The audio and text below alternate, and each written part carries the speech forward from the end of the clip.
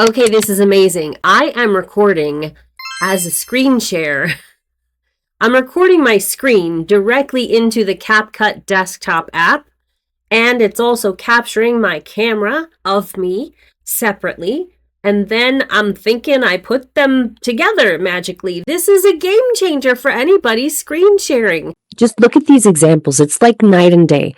Here we are, screen sharing on Zoom. And now, here we are, screen sharing by recording our screen directly into CapCut. I told you, game changer.